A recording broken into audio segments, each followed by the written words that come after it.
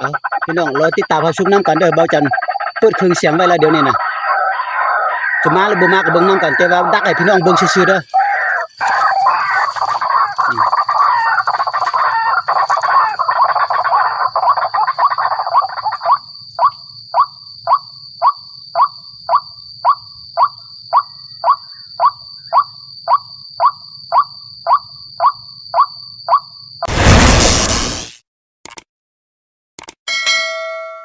ทักทายสบายดีพี่น้องมื้อนี้ตอนแรกประมาณ4 โมงปลายแล้วพี่น้องจน5 โมงแล้วเบาจันออกมาตัวนกเด้อตัวนกคุ้มอ่ะล่ะพี่น้องตัวนกคุ้มไม้เมื่อก่อนเบาจันมาแล้วก็นกคุ้มบินนะแต่ก็บ่ฮู้ว่ามันยังมีตัวแล้วก็หรือว่าจะมีแต้มยังเหลืออยู่บ่หรือว่ามันย้ายไปบนอื่นก็บ่ฮู้ละมองอื่นก็บ่เมื่อกี้ฝนตกนะพี่น้องเบาจันออกมาแรงเด้อมาเบิ่งนํกันเดี๋ยวนี้เบาจันใส่เป็นเทปแล้วดักซิงดักหยังโตเครื่องเสียงเป็นเทปบ่ล่ะมีแต่เปิดเครื่องเสียงเลยแล้วเบิ่งจังค่อยมาเบิ่งนํกันสถานที่เฮาใส่เบิ่งนํกัน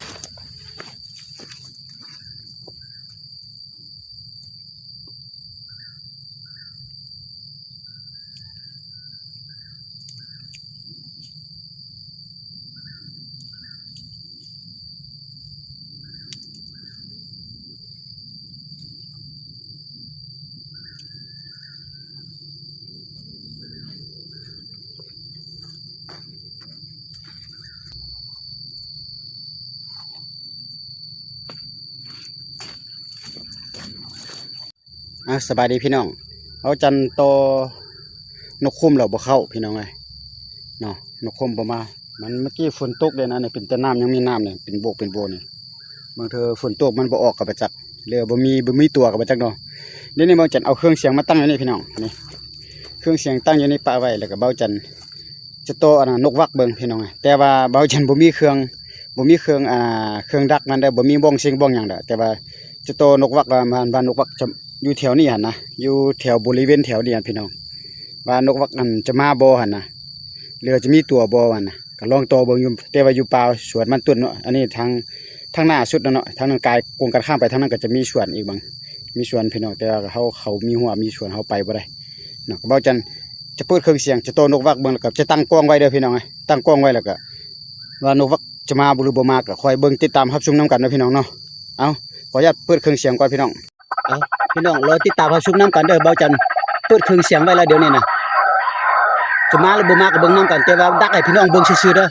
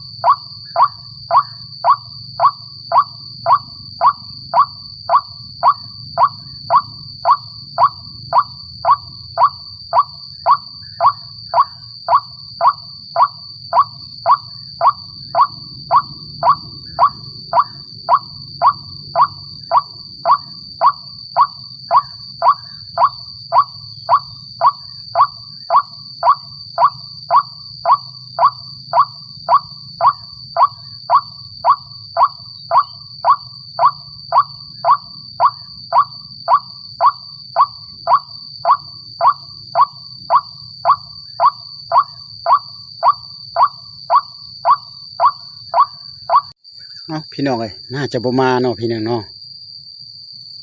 ต่อไปประมาณ7-8 นาทีนี่แหละพี่น้องเอ้ย